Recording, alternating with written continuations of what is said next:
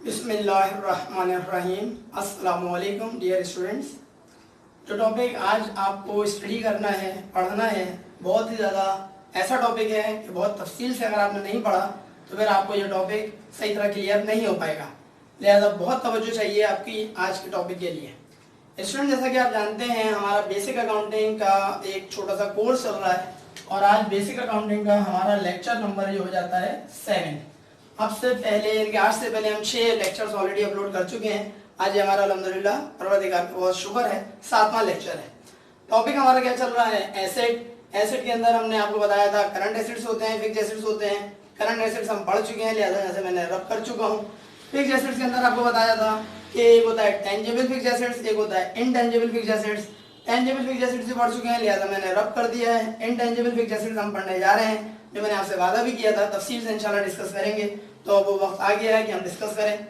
Intangible fixed asset आपको already बता चुका हूँ कि इनटेंजिबल से मुराद वो सारे के सारे फिक्स्ड एसेट्स इनटेंजिबल कहलाएंगे कि जो कि फिजिकल एग्जिस्टेंस ना रखते हो। ना तो आप उनको छू सकते हो, ना आप उनको देख सकते हो, ना आप उन्हें फील कर सकते हो, महसूस भी नहीं कर सकते। सिर्फ और सिर्फ उनका वजूद होता है। और वो जो वजूद होता है वो कैसा वजूद होता है कि जिसको ना छुआ जा सके, ना देखा जा सके, ना महसूस किया जा सके, लेकिन वो इकोनॉमिकली ऑर्गेनाइजेशन के पॉइंट ऑफ व्यू से कुछ ना कुछ वर्थ रखता है। उसको आप मॉनेटरी सेंस में कैलकुलेट भी कर सकते हैं। तो इनटेंजिबल फिक्स्ड एसेट के अंदर हमने आपको नाम तो बता ही दिए थे। गुडविल है, पेटेंट है, कॉपीराइट है, ट्रेडमार्क है, ट्रेड नेम है। इन्हीं को इंशाल्लाह हम डिस्कस करेंगे इनकी डेफिनेशंस के साथ। पहली चीज आपके सामने बोर्ड पे नजर आ रही होगी, जो कि हमने लिखा है आपके सामने, गुडविल। गुडविल की ये लंबी चौड़ी डेफिनेशन है, इससे बिल्कुल नहीं घबराइएगा। इंशाल्लाह ताला आपको जिस तरह पुरानी चीजें समझ में आई हैं वैसे ये भी इंशाल्लाह समझ में आएगा। लेकिन गुडविल के बारे में क्या कहते हैं, पहले एक जनरल एक कंसेप्ट बात करते हैं, फिर इंशाल्लाह डेफिनेशन में जाते हैं। गुडविल से मुराद स्टूडेंट ये होता है, जैसे आपने किसी भी ऑर्गेनाइजेशन का नाम लिया, कुछ भी किसी का भी आप ऑर्गेनाइजेशन का नाम अपने दिमाग में लाएं। For example Aga Khan hospital. बहुत सारे लोग नाम लेके बात कर रहा हूँ, माजरत, बहुत सारे लोग बुराई भी कर रहे होते हैं, लेकिन बहुत सारे लोग अच्छाई भी कर रहे होते हैं। मिसाल के तौर पर किसी का कोई प्रॉब्लम क्रिएट हो गई, कोई पेचीदा मामला है, पहली फुर्सत में दिमाग में क्या आता है ख्याल कि यार इसको आगा खान लेके दौड़ो। अब सवाल ये पैदा होता है कि क्या इस कराची शहर में, जो कि एक मेट्रोपॉलिटन सिटी है अल्हम्दुलिल्लाह, उसके अंदर क्या आगा खान हॉस्पिटल ही रह गया है?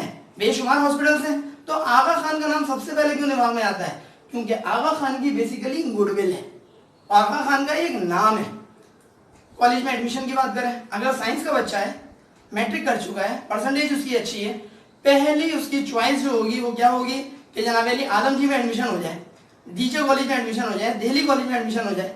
अब भाई क्यों इनमें हो जाए? बेशुमार कॉलेजेस हैं, नाम मैं नहीं दूंगा, तो उनमें एडमिशन होने के लिए वो तवक्को या उसकी उम्मीद क्यों नहीं कर रहा है? बोलेंगे जिन कॉलेजेस के मैंने नाम लिए उनकी गुडविल है।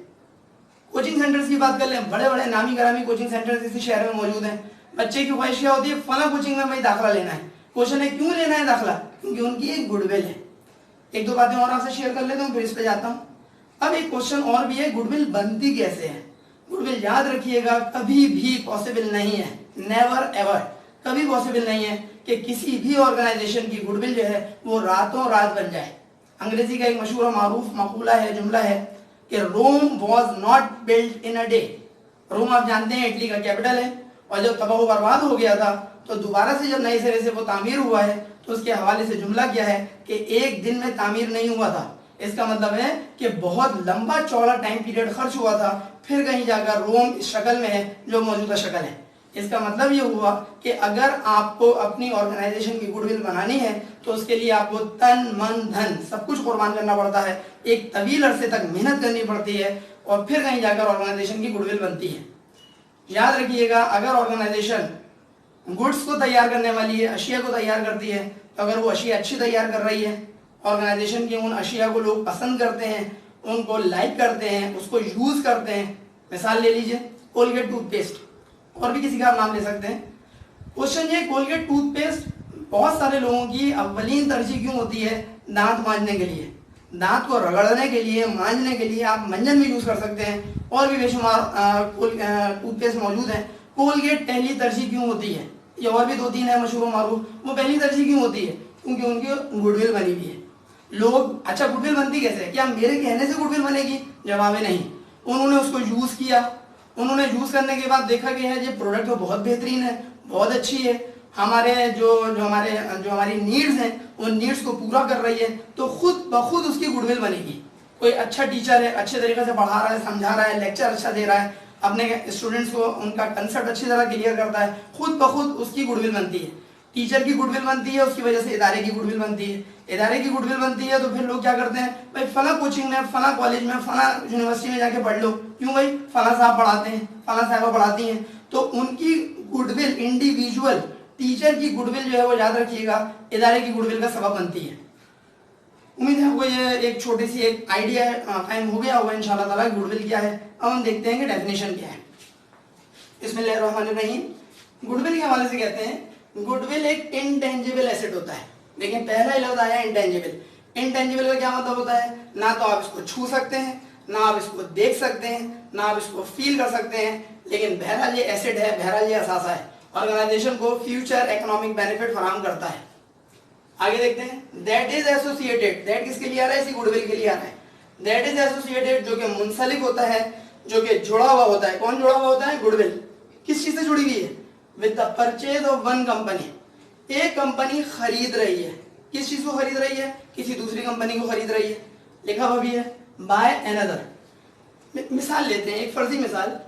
ए कंपनी परचेज कर रही है बी कंपनी को। बी कंपनी ने, फर्जी तौर पे बात करते हैं, अपने टोटल जितने भी ऑर्गेनाइजेशन के अंदर एसेट्स हैं, बिल्डिंग है, उसका फर्नीचर है, इक्विपमेंट है, जो भी है, एक रफ फिगर, बहुत ही आसान कैलकुलेशन वाली फिगर आपको बता रहा हूँ, 10 मिलियन उन्होंने एज्यूम किया कि भाई ये सारे के सारे एसेट्स की कीमत 10 मिलियन है। बहुत छोटी सी रकम मैं बता रहा हूँ, एज्यूम कर लें 10 मिलियन है। आप कुछ भी एज्यूम कर सकते हैं, 15 मिलियन, 50 मिलियन, जो दिल चाहे। मैंने एज्यूम कर रहा हूँ इसका 10 मिलियन। इसका मतलब ये हुआ कि 10 मिलियन यानी कि 10M जो है वो उस ऑर्गेनाइजेशन के तमाम एसेट्स की कीमत है। ऑर्गेनाइजेशन कहती क्या है? ये कंपनी कहती क्या है? ये कंपनी कहती है कि भाई हम ये जो अपने ऑर्गेनाइजेशन है इसको 10 मिलियन में नहीं बेचेंगे। फिर बी कंपनी कहती है भाई कितने में बेचोगे? वो कहते हैं, ये कंपनी वाले कि हम उसको 11 मिलियन में बेचेंगे। इसका मतलब ये हुआ कि 11 मिलियन जो है वो इसी कंपनी के लिए क्या हो जाएगी? सेलिंग प्राइस हो जाएगी, यानी जितने में वो बेच रहे हैं। 10 मिलियन क्या है?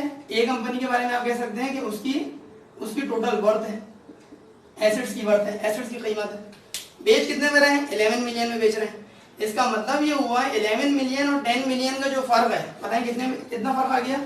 1 मिलियन आ गया। 1 मिलियन यानी कि 10 लाख। ये जो 10 लाख है ये गुडविल कहलाएगी। एक ऐसी मैंने रफ एग्जाम्पल ली है ताकि आपको एक आइडिया हो सके कि गुडविल बेसिकली है क्या भला।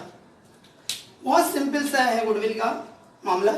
गुडविल बेसिकली क्या हो जाएगी? 1 मिलियन यानी कि 10 लाख बन जाएगी। एक फिर देखते हैं, ए कंपनी ने कहा भाई हम अपने एसेट्स को बेच रहे हैं, अपने एसेट्स को हम फरोख्त कर रहे हैं। बी कंपनी कहती है भाई कितने में बेच रहे हो? ए कंपनी कहते हैं भाई सारे के सारे एसेट्स की कीमत जो है वो 10 मिलियन है, लेकिन हम बेच रहे हैं 11 मिलियन में। बी कंपनी ए कंपनी से कहती है भाई किस खुशी में 11 मिलियन में बेच रहे हो, जब तुम खुद कह रहे हो कि 10 मिलियन है तो 11 मिलियन में क्यों बेच रहे हो? तो ए कंपनी वाले बी कंपनी से कहते हैं ये ऑर्गेनाइजेशन पिछले 20 साल से, 30 साल से, 50 साल से, कुछ भी फिगर ले लें, कायम है। बच्चा इस ऑर्गेनाइजेशन को जानता है, हमारे प्रोडक्ट को बच्चा जानता है। लिहाजा आपको यानी कि बी कंपनी को लाजमी तौर पे कुछ एक्स्ट्रा अमाउंट पे करनी पड़ेगी।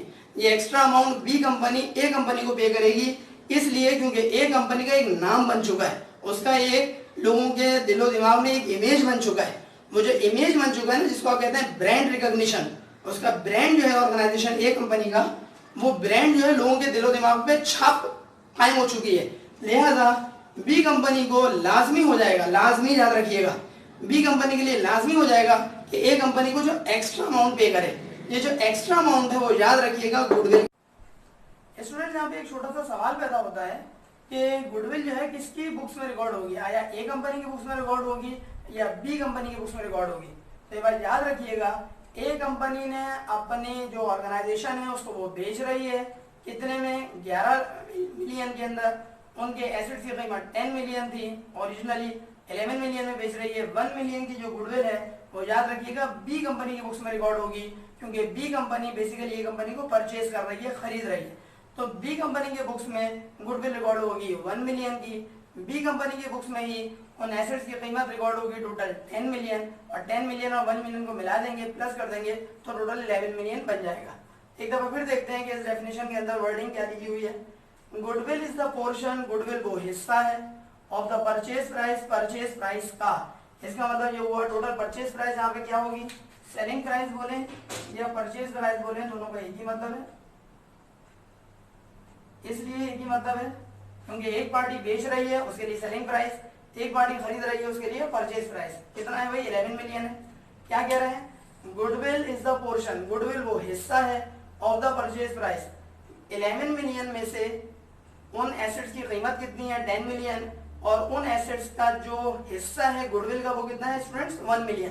क्या कह रहे हैं, goodwill is the portion of the purchase price, purchase price total है 11 मिलियन, 11 मिलियन में जो हिस्सा बन रहा है गुडविल का वो कितना है, 1 मिलियन है। जुमला क्या है, दैट इज हायर, जो कि ज्यादा है, then the sum of the net fair value of all the assets purchased, सारे के सारे एसेट्स जो बी कंपनी खरीद रही है उन सारे के सारे एसेट्स की जितनी भी नेट फेयर वैल्यू है।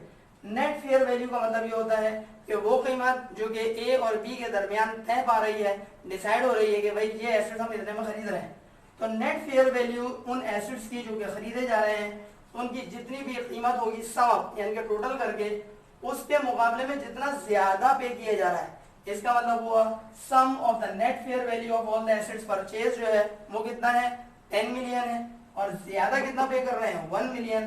तो जितना भी ज्यादा पे कर रहे हैं तो परचेज प्राइस का वो हिस्सा जो कि एक्स्ट्रा पे किया जा रहा है वो बेसिकली क्या कहलाएगी, गुडविल कहलाएगी। जुमला क्या लिखा हुआ है, in the acquisition and the liabilities assumed in the process, पूरे प्रोसेस में फर्ज करें ए ऑर्गेनाइजेशन जो है उसके ऊपर कुछ लायबिलिटीज भी हैं, वो भी सेट हो रही हैं ए और बी के दरमियान कि जनाब इतनी हमारी लायबिलिटीज हैं, वो आप सेट कर लीजिएगा, उसी के अंदर उसको एडजस्ट कर लीजिएगा, और उसके बाद ओवरऑल हम आपसे 1 मिलियन एक्स्ट्रा रिसीव करना चाह रहे हैं, तो ये 1 मिलियन एक्स्ट्रा रिसीव करना चाह रहे हैं वो बेसिकली क्या कहलाएगी, गुडविल कहलाएगी। किसकी गुडविल है, ए की गुडविल है, खरीद कौन रहा है, बी खरीद रहा है, किसकी बुक्स में रिकॉर्ड होगा, बी की बुक्स में रिकॉर्ड होगा, क्योंकि बहरहाल बी ने उसको खरीद लिया है। उम्मीद है कि आपको ये बात समझ में आई होगी अच्छी तरह से। अगली बात जो कि हमारे पास पेटेंट है, पेटेंट पे जाने से पहले एक बात अच्छी तरीके से और आपको इन्फॉर्म कर दूं कि जितने भी ये इंटेंजिबल एसेट्स हैं वो सारे के सारे कंसेप्ट्स आपको बहुत ही स्ट्रांगली अपने आप को प्रिपेयर करना है, ताकि कोई शख्स आपसे पूछता है भाई इंटेंजिबल फिक्स्ड एसेट में बताओ पेटेंट क्या होता है, अब ये ना हो कि आप उसकी शक्ल देख रहे हो, आपको अच्छी तरीके से पता होना चाहिए। देखिए पेटेंट के बारे में क्या कह रहे हैं, गवर्नमेंट अथॉरिटी, गवर्नमेंट की तरफ से ये इख्तियार होता है और लाइसेंस या लाइसेंस होता है। जो ब्रिटिश इंग्लिश है उसके अंदर लाइसेंस की स्पेलिंग LICENCE लिखा जाता है, जो अमेरिकन इंग्लिश है उसमें स्पेलिंग है LICENSE। चूंकि हम ब्रिटिश को फॉलो कर रहे होते हैं लिहाजा स्पेलिंग यहाँ पे लिखी है लाइसेंस CE। गवर्नमेंट की तरफ से एक इख्तियार होता है या एक लाइसेंस होता है, कन्फरिंग अ राइट यानी कि वही हक आपके पास मौजूद है या टाइटल है for a set period. Set period का मतलब होता है एक मखसूस पीरियड तक। इसका मतलब ये बात याद रखिएगा, कभी ऐसा नहीं होगा कि ऑर्गेनाइजेशन के पास अगर पेटेंट है तो वो पेटेंट जो है वो लामहदूद पीरियड तक के लिए मिल जाए, उसे लामहदूद पीरियड के लिए नहीं मिलता, एक मखसूस पीरियड के लिए मिलता है। स्पेशली द सोल राइट, खास तौर पे मुकम्मल हक होता है टू एक्सक्लूड अदर्स, दूसरों को बाहर निकालने का, दूसरों को फारिग करने का, दूसरों को उस हक से उनको महरूम करने का। किस किस्म का हक हो सकता है, फ्रॉम मेकिंग, उस प्रोडक्ट को तैयार करने के लिए, फ्रॉम यूजिंग, उस प्रोडक्ट को इस्तेमाल करने के लिए, फ्रॉम सेलिंग, उस प्रोडक्ट को बेचने के लिए, एन इन्वेंशन, जो फॉर एग्जांपल कोई इन्वेंशन है, कोई इजाद है। एक आध आपसे मिसाल शेयर करता हूँ। मिसाल के तौर पर पैनाडोल कंपनी है या पोस्टान कंपनी है, वो प्रोडक्ट जो तैयार कर रहे हैं वो आपको पता है दवाई है, मेडिसिन है, और वो जो मेडिसिन तैयार हो रही है वो किसी न किसी फॉर्मूले के तहत तैयार हो रही है। जिस फॉर्मूले के तहत वो प्रोडक्ट प्रिपेयर की जा रही है, मैन्युफैक्चर की जा रही है, उस प्रोडक्ट को मैन्युफैक्चर करने का हक जो है, राइट जो है, वो सिर्फ और सिर्फ पैनाडोल बनाने वाली कंपनी को है।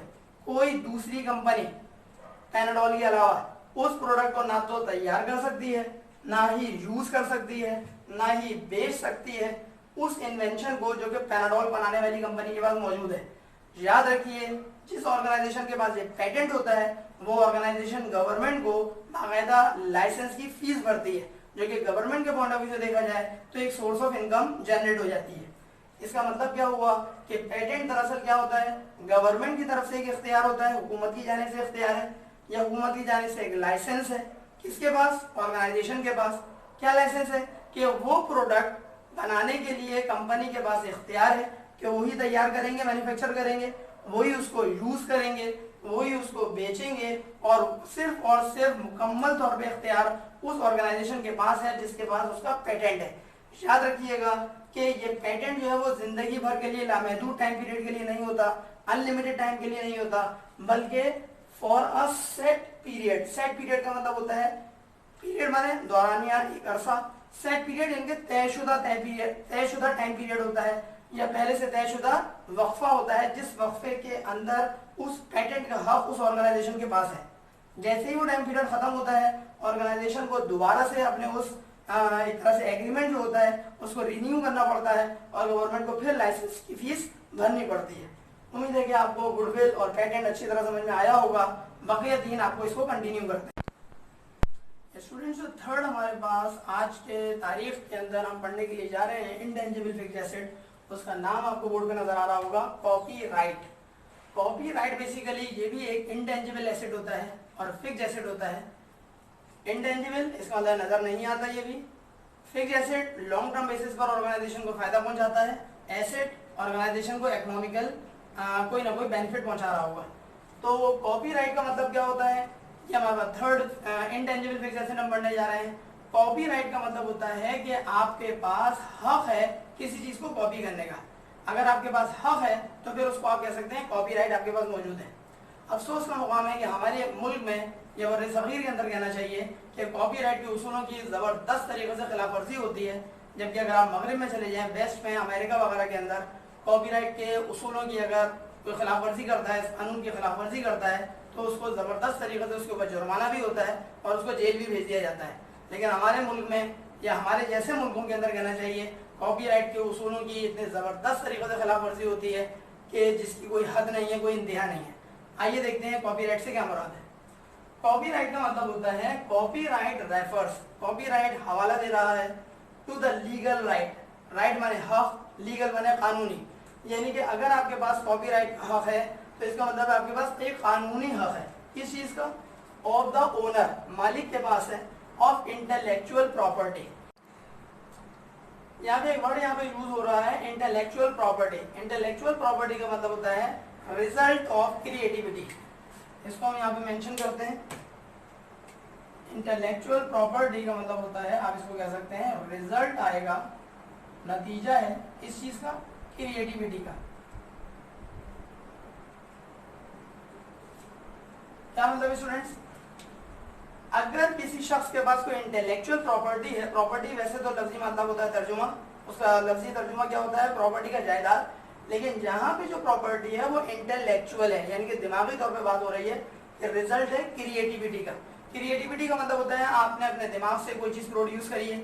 आपने फॉर एग्जांपल कोई सिंगर ने गाना गाया है, फॉर एग्जांपल किसी शख्स ने कोई किताब लिखी है, राइटर है वो किसी किताब का, कोई शायर है, पोइट है, उसने जनाब अली कोई नज़म लिखी है, कोई गजल लिखी है। इस तरह की जो चीजें होती हैं वो कहलाती हैं कि क्रिएटिविटी की वजह से वजूद में आई। कोई एक ड्राइंग बनाने वाला शख्स है, उसने कोई स्केच बनाया है, कोई तस्वीर ड्रॉ की है, कोई पेंटिंग है उसकी, तो ये सारी की सारी चीजें क्या कहलाएंगी? Intellectual property. और इन चीजों के ऊपर हक जो है वो सिर्फ और सिर्फ ओनर का है। और अगर कोई दूसरा शख्स इन चीजों को इस्तेमाल करना चाह रहा है, लाजमी तौर पर उसको जरूरत पड़ेगी उस दूसरे शख्स को कि वो ओनर से इजाजत ले। हमारे मुल्क में इजाजत का कोई सिलसिला ही नहीं होता।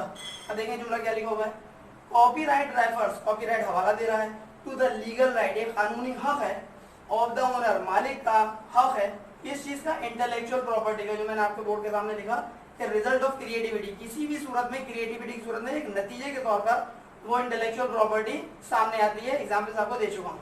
अगला जुमला क्या लिखा है, इन सिंपलर टर्म्स, आसान अल्फाज में, सहल वर्ड्स में क्या कहा जा सकता है कि copyright is the right to copy. Copy करने का जो हक है वो कॉपीराइट कहलाता है। फर्ज करें मैंने कोई किताब लिखी, अब अगर मैंने कोई किताब लिखी है तो इसका मतलब वो मेरे पास, being a writer of the book, मेरे पास ये हक आ गया कि मैं उस किताब की कॉपी कर सकता हूँ।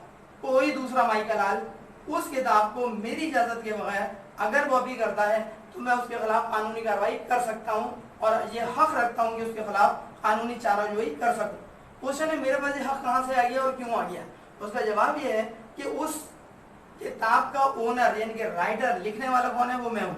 अगर तो मैं हूँ तो इसका मतलब वो मेरे पास ही ये हक है कि मैं उस किताब को क्या कर सकता हूँ? कॉपी कर सकता हूँ। कोई दूसरा मेरी उस किताब को कॉपी कर रहा है मेरी इजाजत के बगैर, लिहाजा मैं उसके खिलाफ जो है सूट फाइल कर सकता हूँ। अगला जुमला देखिए क्या लिखा है, दिस मीन्स दैट, इसका मतलब है कि द ओरिजिनल क्रिएटर्स, ओरिजिनल जो उसके तख्लीककार हैं, पैदा करने वाले हैं उस चीज को, और प्रोडक्ट्स के, एंड एनिमल या कोई भी दूसरा शख्स, दे गिव ऑथोराइजेशन, जो कि उसको वो इख्तियार दे रहे हैं, to are the only one, सिर्फ और सिर्फ वही लोग हक रखते होंगे, विद द एक्सक्लूसिव राइट, और उनके पास मुकम्मल हक होगा, टू रिप्रोड्यूस द वर्क, उस वर्क को बनाने का, उस वर्क को तैयार करने का। इसका मतलब वो या तो वो शख्स खुद अपने पास हक रखता होगा जिस शख्स ने उस चीज को प्रोड्यूस किया है, या फिर कोई दूसरा शख्स जिसको वो शख्स अपना ये इख्तियार दे रहा है कि आप भी इसको यूज कर सकते हैं। फॉर एग्जाम्पल, मैं जैसे किताब का राइटर, तो मेरे पास हक है कि मैं इसको कॉपी कर सकता हूँ, या फिर मैंने इस हक को किसी और को भी दिया हुआ है कि आप भी मेरी चीज को कॉपी कर सकते हैं, तब तो वो दूसरा शख्स कॉपी कर सकता है और वो कॉपीराइट के उसूलों की खिलाफ वर्जी नहीं कर रहा होगा। लेकिन अगर उस दूसरे शख्स के पास हक हासिल नहीं है और वो मेरी चीज को बगैर इजाजत यूज कर रहा है, तो मैं उसके खिलाफ कानूनी कार्रवाई करने का पूरा इख्तियार रखता हूँ। हमारी कंट्री के अंदर धज्जियां उड़ा दी जाती हैं उस उसूल की, इस कानून की, जबकि वेस्ट के अंदर, अमेरिका के अंदर, मैंने आपको बताया बहुत सख्त जो है वो कानूनी कार्रवाई की जाती है और कोई सोच भी नहीं सकता कि जनाब अली कॉपीराइट के उसूलों की खिलाफ वर्जी की जाए। उम्मीद है कि आपको समझ में आया होगा। चौथा जो है वो आपके पास इंटेंजिबल एसेट, ट्रेडमार्क है, यानी कि ट्रेडमार्क भी ऑर्गेनाइजेशन के पॉइंट ऑफ व्यू से एसेट तो होता है, लेकिन इसकी कोई फिजिकल एग्जिस्टेंस नहीं होता, कोई तबाही वजूद नहीं होता। ट्रेडमार्क नाम से जाहिर है कि जो आप तिजारत कर रहे हैं, जो आप काम कर रहे हैं, उसका कोई ना कोई निशान यानी कि मार्क। सिंबल का मतलब होता है अलामत, वर्ड का मतलब होता है लफ्ज, और वर्ड्स या अल्फाज भी हो सकते हैं। लीगली रजिस्टर्ड, जो कि कानूनी तौर पे आपको रजिस्टर करवाना पड़ेगा जाहिर सी बात है गवर्नमेंट से, और एस्टेब्लिश्ड या फिर आपको कायम करना पड़ेगा by use as representing a company, और उसी चीज से आप अपनी कंपनी को अपने रिप्रेजेंट कर रहे होंगे और प्रोडक्ट को रिप्रेजेंट कर रहे होंगे। इसका मतलब ये हुआ कि ट्रेडमार्क दरअसल क्या होता है, एक अलामत होती है, एक सिंबल होती है। सिंपल वर्ड से आप इसको कह सकते हैं ऑर्गेनाइजेशन का लोगो होता है। अभी मैं आपको लोगो दिखाता भी हूँ। सिंबल होता है या फिर कोई लफ्ज हो सकता है या अल्फाज का मजमुआ भी हो सकता है, इनके कई एक अल्फाज हो सकते हैं। लीगली रजिस्टर्ड, और ये शर्त है कि आपको कानूनी तौर पर उसको रजिस्टर करना पड़ेगा। अगर हम पाकिस्तान की बात करें तो गवर्नमेंट ऑफ पाकिस्तान से अगर आप अपने उस वर्ड्स को या सिंबल को रजिस्टर करवा लेते हैं तो कोई दूसरा शख्स, कोई दूसरी कंपनी, कोई दूसरा इदारा आपके उस ट्रेडमार्क को इस्तेमाल नहीं कर सकता, और अगर करेगा तो आप उसके खिलाफ कानूनी कार्रवाई कर सकते हैं। Established by use as representing a company or product। अच्छा, इसका फायदा क्या होता है स्टूडेंट्स? फायदा ये होता है किसी भी प्रोडक्ट के ऊपर, उस प्रोडक्ट का रैपर हो, उस प्रोडक्ट का कोई डब्बा हो, उस प्रोडक्ट का कोई कहते हैं कार्टन हो, उस प्रोडक्ट का कोई टीवी पे इश्तिहार चल रहा है, या आप गाड़ी लेकर घूम रहे हैं, सड़क के ऊपर आपको बड़ा सा बोर्ड नजर आया, आपने खाली उसका सिंबल देखा, उस सिंबल से आप पहचान लेंगे कि फला प्रोडक्ट का जिक्र हो रहा है। जरूरी नहीं है कि वो प्रोडक्ट ही बेचते हों गुड्स की सूरत में, बल्कि प्रोडक्ट सर्विस की सूरत में भी हो सकती है। स्टूडेंट्स, आपको ये जो चीज़ है ट्रेडमार्क, इसको समझाने के लिए मैंने अपने इंस्टीट्यूट, जो हमारा इंस्टीट्यूट है द लर्निंग पॉइंट, इसका जो है वो आपको मैं दिखा रहा हूँ फ्लायर। ये हैंडबिल आपके लिए, बहुत सारे लोग अलग अलग नाम से इसको याद करते हैं। अगर आपको ये तस्वीर मैं साफ तौर पे दिखा सकूं तो देखिए, द लर्निंग पॉइंट, ये जो पूरा नाम है स्टूडेंट्स, ये कहलाएगा ट्रेड नेम। लेकिन ये जो साइड में आपको लोगो नजर आ रहा है, अगर मैं आपको साफ दिखा पा रहा हूँ, तो ये कहलाएगा ट्रेडमार्क। देखिए, ये है टी, ये लाल आपको निशान नजर आ रहे हैं, ये एल नजर आ रहा होगा, और ये आगे जो है वो पी नजर आ रहा है। इसका मतलब TLP, द लर्निंग पॉइंट। और ये जो द लर्निंग पॉइंट पूरा वर्ड लिखा हुआ है, नाम जो है, ये कहलाएगा स्टूडेंट्स, क्या कहलाएगा? ट्रेड नेम कहलाएगा। लेकिन TLP, ये जो लोगो आपको साइड में नजर आ रहा है, ये वाला हिस्सा, ये कहलाएगा ट्रेडमार्क। इसी चीज को मैं आपको एक और चीज से दिखा सकता हूँ। ये हमने स्टूडेंट्स का फीडबैक फॉर्म ही बना के रखा हुआ है। इस फीडबैक फॉर्म में भी आपको वही चीज़ नजर आएगी। द लर्निंग पॉइंट जो है ट्रेड नेम कहलाएगा और ये जो TLP है ये कहलाएगा ट्रेडमार्क। ये हमने बाकायदा सवाल बना के रखे हुए हैं कि स्टूडेंट्स जो हैं वो जवाब दे सकें टीचर के हवाले से कि उसकी क्या आउटपुट है। इसी के साथ साथ ये हमारा एडमिशन फॉर्म है, इस एडमिशन फॉर्म में भी हम ये चीज़ आपको दिखा सकते हैं। द लर्निंग पॉइंट ये जो है ये कहलाएगा हमारा ट्रेड नेम और ये साइड में लोगो है ये कहलाएगा आपके पास ट्रेडमार्क कहलाएगा। उम्मीद है कि आपको ये बात समझ में आ रही होगी अच्छी तरह। अच्छा, अगर ये बात समझ में आ गई हो तो इसी चीज़ को हम यहाँ पर अप्लाई करने की कोशिश करते हैं। ट्रेडमार्क के बाद अगला चीज़ है आपके पास, अगली चीज़ है ट्रेड नेम, यानी कि किस नाम से आप तिजारत कर रहे हैं। कह रहे हैं trade name is the official name. Trade name जो है वो एक सरकारी या ऑफिशियल एक नाम होता है अंडर विच जिसके तहत एन इंडिविजुअल एक इंडिविजुअल फर्द वाहिद एज अ सोल प्रोपराइटर, जाहिर सी बात है फर्द वाहिद है तो सोल प्रोपराइटर के तौर पर ही बिजनेस रन कर सकता है, या फिर मुमकिन है कि वो इंडिविजुअल ना हो बल्कि पूरी कंपनी हो। चूजेस वो इख्तियार करती है, इंतखाब करती है। कौन इंतखाब कर रहा है? अगर सोल प्रोपराइटर है, फर्द वाहिद का कारोबार कर रहा है तो वो भी इंतखाब कर सकता है। अगर पूरी कंपनी है तो वो भी इंतखाब कर सकती है टू डू बिजनेस को रन करने के लिए। क्या चीज़ इंतखाब कर रही है? एक कोई नाम, ट्रेड नेम जिसको कहा जाएगा। जैसा कि मैंने आपको बताया द लर्निंग पॉइंट जो है वो कहलाएगा ट्रेड नेम, लेकिन TLP जो साइड में लोगों मैंने दिखाया वो कहलाएगा ट्रेडमार्क। अपने इस लेक्चर को खत्म करने से कबल एक बहुत ही इंटरेस्टिंग क्वेश्चन आपसे पूछना चाहता हूँ। आप यकीन करें बहुत सारे आप स्टूडेंट से सवाल पूछेंगे तो वो आपको मेजॉरिटी कहूँगा, 100% तो नहीं, मेजॉरिटी कहूँगा कि वो इसका जवाब ही आपको नहीं दे पाएंगे। और सवाल बहुत ही इंटरेस्टिंग, बहुत ही सिंपल है। सवाल ये है कि ट्रेड नेम में और दूसरी तरफ है बिजनेस नेम में क्या फर्क है। बहुत सारे तो ये सवाल सुनकर ही थोड़े से चौंक जाएंगे, हैरान हो जाएंगे कि भाई ये क्या बला आ गई, ट्रेड नेम तो सुना था, ये बिजनेस नेम क्या बला आ गई। ट्रेड नेम में और बिजनेस नेम में क्या फर्क है? बहुत सारे ये समझेंगे कि शायद ट्रेड नेम जो होता है वही बिजनेस नेम होता है और जो बिजनेस नेम होता है वो ट्रेड नेम होता है, जबकि एक्चुअल में ऐसा नहीं है। ट्रेड नेम अलग होता है, याद रखिएगा, बिजनेस नेम अलग होता है। मैं आपको एक मिसाल देता हूँ, उस मिसाल से इंशाल्लाह बिल्कुल समझ में आ जाएगा अच्छी तरह। आपने मैकडोनल्ड का नाम सुना होगा, मशहूर मारूफ बर्गर बनाने वाली जो है वो एक ऑर्गेनाइजेशन है, वर्ल्ड वाइड इसका नाम है। अगर हम मैकडोनल्ड की बात करें तो मैकडोनल्ड जो है वो बेसिकली क्या कहलाएगा? ट्रेड नेम कहलाएगा।